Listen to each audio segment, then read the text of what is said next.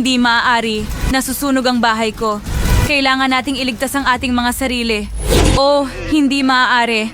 Wala nang sariling tahanan ang ating mga bayani. Saan sila titira? Patayin natin ito bago masira ng apoy ang lahat ng bagay. Salamat mga kaibigan. Oh, hindi maaari. Lahat ng mga kwarto, mga bagay, nasira ng apoy.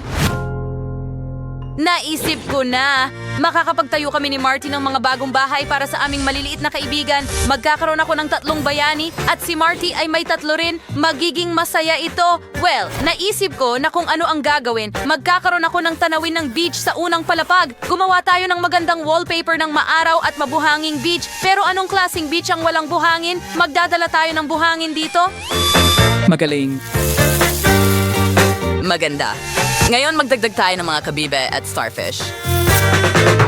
Sa tingin ko, magugustuhan ni Tralalero Tralala ang ideya ko. Tama ba, kaibigan? Maaari kong iguhit ang mukha ni Tralalero Tralala at gupitin ito. Magaling! Ngayon kunin natin ang pandikit. Pahiran ito. Ganyan lang. Ngayon, idikit natin ang lahat ng bahagi sa pating. Magaling! Magdidikit tayo ng pating sa harapan ng bahay. Magkakaroon ng pinto dito. Makakapasok si Tralalero Tralala sa kanyang tahanan dito. Wow! Nagdala ka ba ng puno ng palma? Magandang ideya para sa dekorasyon. Itayo natin ito. Ilang peraso? Natutuwa akong gusto mo ito. Wow! Ano ito? Tiyak na mayroong isang bagay sa loob ng pakete. Tingnan natin ito ng mas malapitan. Oh, may mga kubo dito. Subukan nating buuin ang larawan. Okay, ganyan lang. At gumana ito. Wow! Ito ay isang slide na may pool. Ang ganda tingnan. I-install natin ito sa kwarto. Ngayon makakapag-splash na si Tralalero Tralala sa pool. Meron din akong surfboard. Didikit natin ang mga kadena dito at isasabit sa ilalim ng kisame para sa dekorasyon. Tingnan mo!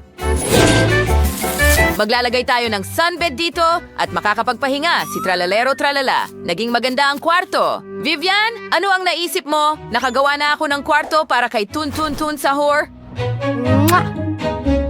Heto na, kaibigan. Ayoko nito. Ayokong tumira sa pink na kwarto. Ano?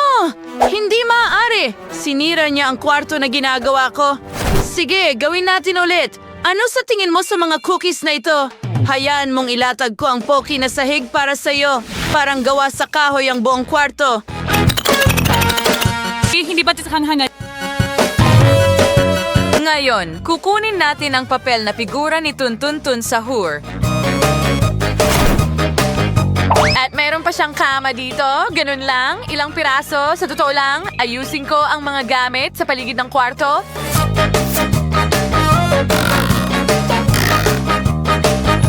Magkakaroon ng fireplace at ilang bungkus ng mga puno. Magaling! Pwede kong putulin ang mga puno para sa fireplace. Maglalagay ako ng isang rocking chair dito. At ano pa kaya ang maiisip ko? Oh, may ideya ka ba? Isang misteryosong pakete. Pero ano kaya ang nasa loob? Tingnan natin. Buksan mo. Wow, merong painting dito. Ilagay natin ito ng magkasama. Ididikit natin ang lahat ng kinakailangang bahagi. Wow, ito ay isang larawan.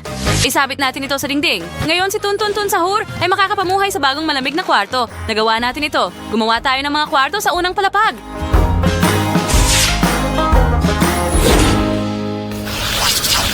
Ang bombardero krokodilyo ay lumilipad. Nakikita ko ang target. Ang target ay dapat sirain. Ang Bambini Gosini. Ano? Hindi!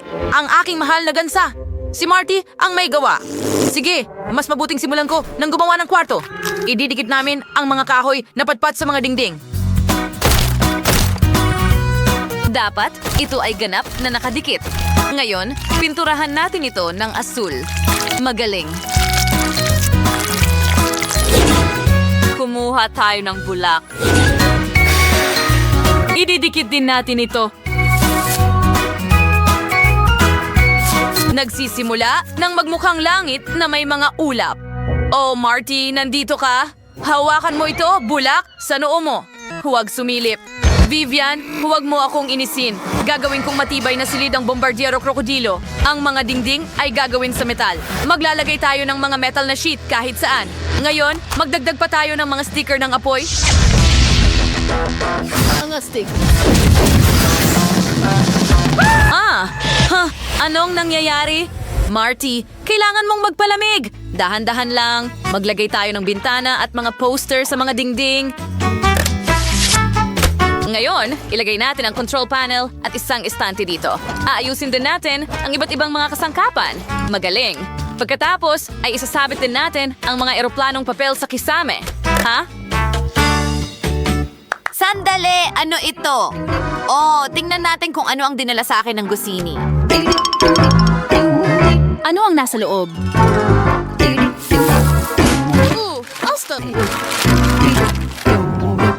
Larawan. Kailangan itong i-develop. Gagamit tayo ng tubig. May lumalabas na. Oh, hindi. Hindi iyon. At sino ang nagtatago dito? Hindi maaari. At paano naman dito? Gunting? Magaling! Yan ang kailangan ko. Buksan natin ang bawat larawan. Oh, kailangan kong hanapin ang eroplano? Hindi, hindi rin iyon. Oh, narito ang eroplano. Nahanap ko na. Ano yang itlog?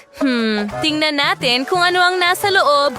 Wow. Ito ba ay upuan? Astig, ilagay natin ito sa kwarto. Ngayon, kumpleto na ang kwarto. Kumbini Gusini. Ang ganda. Natutuwa ako na gusto mo ang lahat.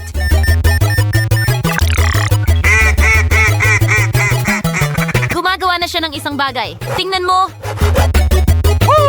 Wow! Ito ba isang button? Ano ang mangyayari kung i-click mo ito? Oh, bakit napakalakas ng sirena? Ano ang ginawa mo? Umalis ka. Hindi ko maintindihan ang kahit ano. Sige, tapusin natin ang kwarto para kay Bombardiro Krokodilo. Kailangan ko ng florera.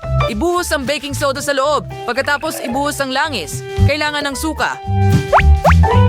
At magdagdag ng berdeng pangkulay dito. Mukhang maganda. Ngayon ibuhos ang suka at wow, ang ganda. Tingnan natin ito. Gusto ko ito. Ilalagay natin ito sa kwarto at palamutian ang mga buwaya. Gagawa tayo ng bintana dito. Ilagay natin ang mga gamit diyan. At dito, ilalagay natin ang upuan at isang robot. Ang ganda ng kinalabasan. Oh, Krokodilo Bombardiro. Ano ang dinala mo sa akin? Tingnan natin kung ano ang nasa package na ito. Salamat. Sige. Wow! May board game at isang kubo sa loob. Ang interesante! Maglaro tayo. Kailangan kong tapusin ang laro. Oh, hindi. Oh, maglaro ulit tayo, siguro.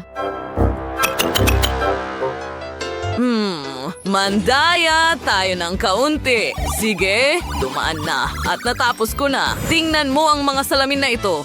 Hindi ba't ang ganda nila? Wow! Mga VR glasses ito. Ngayon si Bombardiro Krokodilo ay makakalipad kahit nasa bahay. Wow! Ano ang amoy na yon? Ano ang nangyayari dyan, Vivian? Wow! Hindi! Magkakaroon ng isa pang palapag sa loob ng bubong. I-install natin ito? Ano? Pero gusto ko rin ito. Bombardiro Krokodilo, tulungan mo ako. Isang laser na tingin at wala na ang bubong ng bahay at mayroong cool na palapag doon at mayroong airstrip. Ngayon ang ating mga kaibigan ay makakalipad na. Kailangan pang gawin ang huling silid para sa cappuccino ballerina. Tingnan natin kung ano ang nasa lihim na pakete na ito. Kunin natin ito. Wow! Anong interesting na laruan? Kung pagsasamahin mo ang itlog, harina, asukal, magkakaroon tayo ng masa. Magdagdag ng strawberries sa isang piraso, magiging pie ito. Chocolate sa isa pa, at ito'y donut. Astig. Susunod, gagawa tayo ng kape. Gumana ito. Pagsamahin ang kape, donut, at pie, at mayroong magandang estante na may mga matatamis at inumin. Ilalagay natin ito sa kwarto. Magkakaroon ng entablado at kahit mesa na may mga upuan para sa mga hapunan. Oh, ang ganda dito! Gustong gusto ko ito! Pwede pa akong gumawa ng kape para sa sarili ko. Vivian, kunin mo ang aking treat. Oh, salamat, cappuccino ballerina. Napakasarap. At isasabit natin ang isang balkonahe at isang karatula ng cafe sa bintana. Ngayon, gagawa tayo ng cappuccino room para sa assassin. Ano ang nakatago dito? Wow, ang galing na laro. Kailangan nating ikonekta ang mga larawan. May 3 hanay. Gawin natin ito. Ganyan lang. Astig. Gusto ko ang larong ito. Ang saya-saya. Okay, ang huling piraso. Wow, assassin figurine.